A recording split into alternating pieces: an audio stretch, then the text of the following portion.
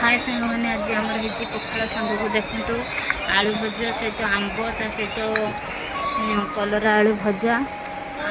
ता सहित T tomato पाग हम मो झी खाइबा ना कि केवल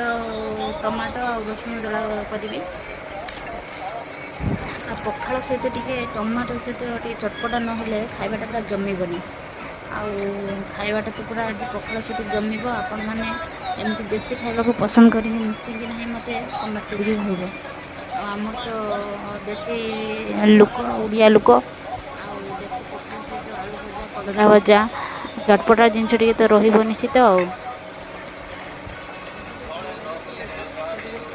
गोटे छोट लाइक करेंगे